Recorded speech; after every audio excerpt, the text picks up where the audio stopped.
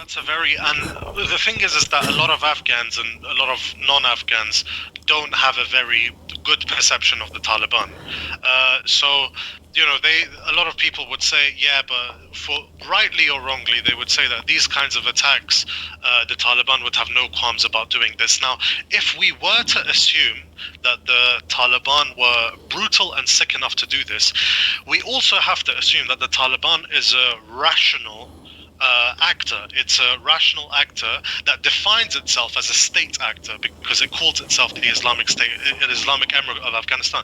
So as a rational, logical actor, after having just signed a peace deal after 19 years of war, with the world's superpower that's been occupying your country, what is the rational, logical impetus to not only start a war all over again, but to start it in the most despicable, gruesome manner by killing babies and their mothers in the month of Ramadan? It doesn't make sense. One has to ask, what political benefit would they derive from this? They wouldn't, and as I said, that you wouldn't go out and condemn it and speak out against it. And as I said, there has been, we've got to kind of recognize is that in all of these years, look, why did ISIS come about? You've got to ask your question, where did ISIS come from? ISIS came from the torture camps of Camp Bukka and Abu Ghraib, where they tortured people so much and got them deluded into this ideology where Baathists and ex-Al-Qaeda people joined together and created this organization.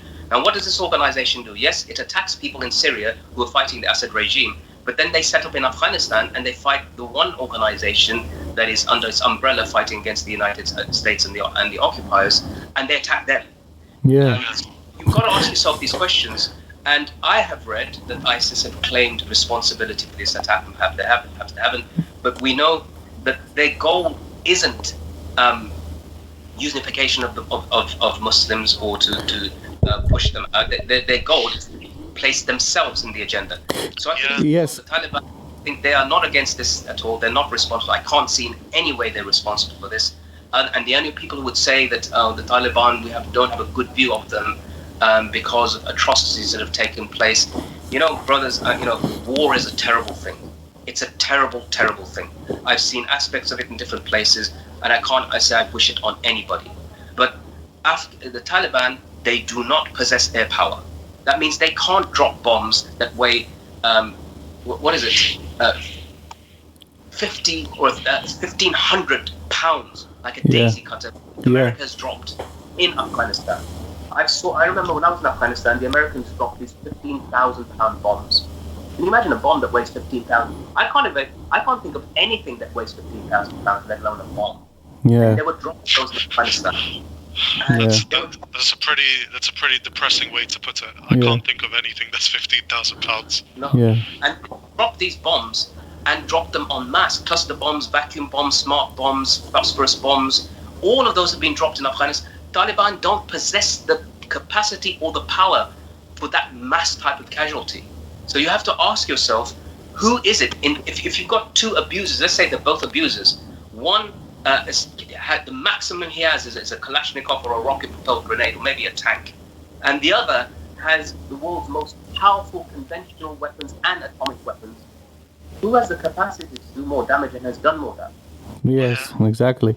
And one other aspect of this conflict which is relevant is that in the mainstream media and in the political discourse surrounding war on terror, you see one particular idea which is very prevalent. It is ascribing irrationality to Muslims, conservative and observant Muslims in particular. So actions of Muslims are always characterized as irrational religious fanaticism. Okay. Impulsive. Yeah, impulsive, and this is all based on centuries of trying to explain behavior of the Muslims, the Orient in a certain way. But then we reach this current situation where an attack on a maternity ward happens. There is no official claim by any organization. nobody has claimed responsibility, so they assume, well, obviously these people, they're responsible for it.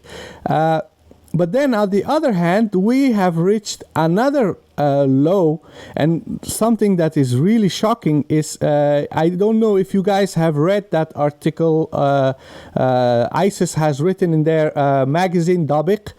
They wrote an article called Eliminating the Gray Zone.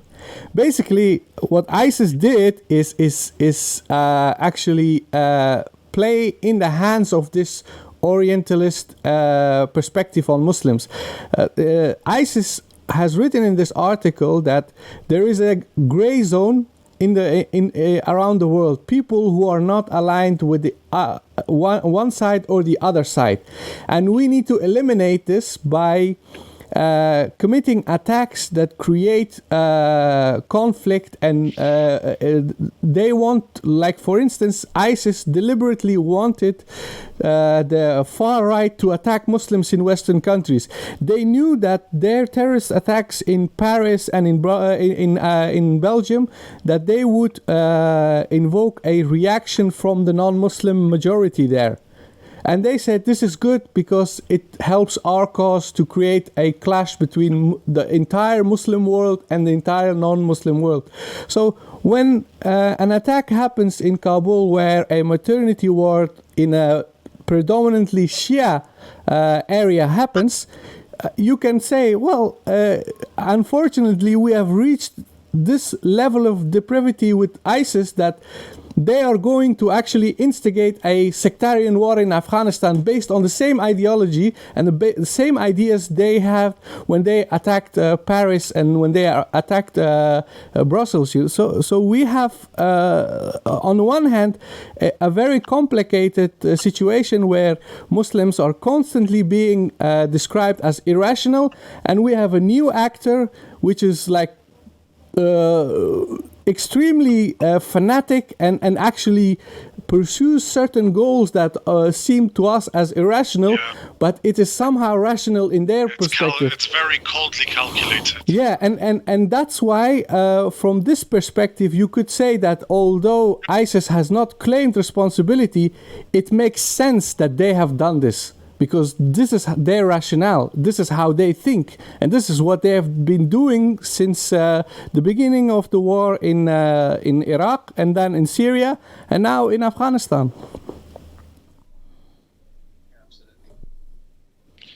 And I think there's another point to be raised here. So we're talking about cold calculation and how seemingly illogical and irrational things are actually very calculated, and I sort of link it back to what I said earlier about Sunni Islam is like not allowed and everything else on the face of the earth is allowed.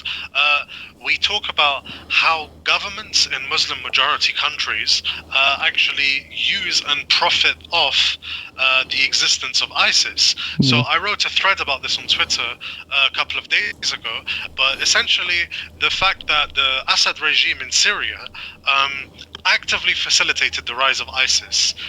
And this isn't a conspiracy theory or some nut job on the internet who thinks that Hillary Clinton is a shape-shifting reptile or something.